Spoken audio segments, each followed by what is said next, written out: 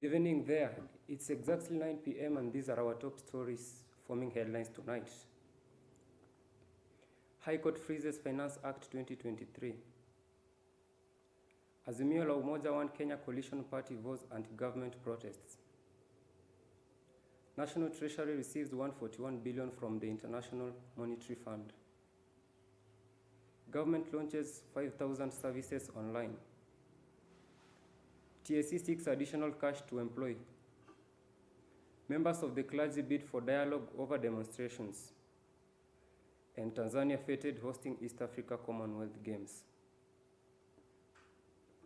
Welcome to our broadcast tonight.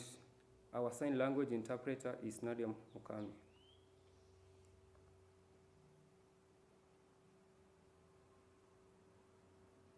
High Court freezes Finance Act 2023. The Kenya Revenue Authority KRA is now experiencing delayed revenue collections into its second week. And now, as Sam Kituku reports on the economic impact of freezing Finance Act 2023, High Court Judge Justice Margaret Koje has directed the petition filed submitted by Azimio la Umoja One Kenya Party to Chief Justice Martha Koome. The Chief Justice is expected to appoint a bench of 3 judges to check on the constitutionality and validity of the act. Busia Senator Honorable Kia Omtata says the act was neither approved by the National Assembly nor Senate a due after his office was invaded. Have a look. Azimio la Umoja One Kenya Coalition Party leaders are threatening on a 3-day anti-government protest. The party leader, Honorable Raila Odinga, says the planned mass protests will be held nationwide. Mr. Odinga will be leading demonstrations in Kamkunji grounds in Kibra, Jacaranda grounds in Embakasi East, and ultimately head to the Nairobi Central Business District. Wiper leader Kalonzo Musyoka is expected to lead protesters in Machakos County, as NAC leader Mrs. Martha Karua leads picketers in central Kenya. Steve Mutiambe with the details.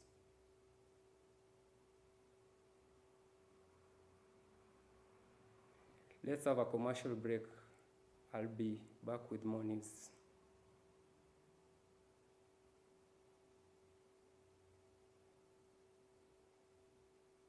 Government of Kenya receives 141 billion Kenya shillings through the National Treasury from the International Monetary Fund. National Treasury Cabinet Secretary Professor Njuguna Ndung'u says the government has a deficit of 90 billion Kenya shillings in 2023-2024 budget allocations. The amount received is to facilitate economic upgrades after Kenya's severe drought over the last 5 years. And now, as Brian Lichina reports, Deputy President Rigathi Gachagua is calling for global financial institutions to reduce interest in foreign debts, especially to the less developed nations. Speaking during a food summit at Rome in Italy, the Deputy President of Kenya is financing local citizens to invest through the Hustler Fund.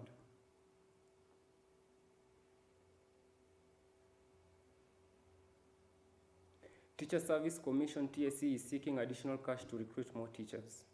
The teachers' employer is aiming 390 billion Kenya shillings to employ 35,000 teachers annually, cater for promotions, absorb intern teachers, and ensure teachers acquire vocational skills through training. Brenda Wanga reports on the issues raised by the teachers' employer. I'll be taking another commercial break. Keep tuning for more news, including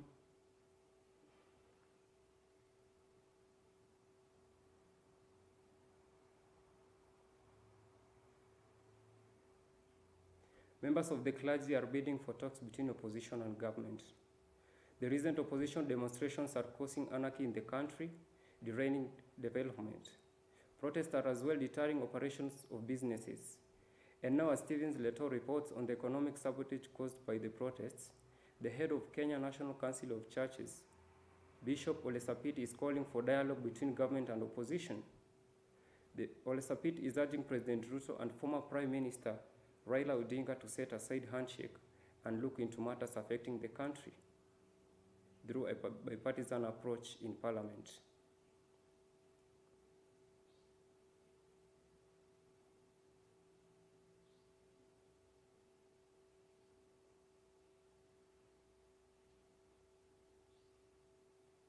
Government launches 5,000 government online. Kenyans are expected to enjoy government services from their comfort. Cabinet Secretary in the Ministry of ICT and Digital Economy, Mr. Eliud Owalo, says Kenyans will have electronic identity cards. This will ease congestion in government offices. The minister is urging Kenyans to enhance computer literacy as the government intends to manufacture affordable smartphones from as low as 6,000 Kenya shillings. Let's have a commercial break. We'll be back with sports news.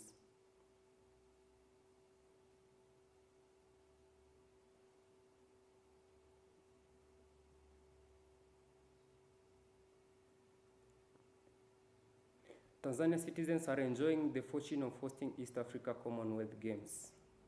The Games are set to kick off as from August 10, 2023. The Games were initially scheduled to take place in Kenya. The host, Tanzania, will be playing against their arch rival Zambia. Kenya plays Uganda at Benjamin Mkapa Stadium, while Ethiopia faces Somalia at the Julius Nyerere International Stadium in Dodoma. Harambee Stars head coach says the team is well prepared to win the tournament. Wahiga Maura with the details. And that's a wrap for Citizen Weekend. I'm Kennedy December, and have a lovely night.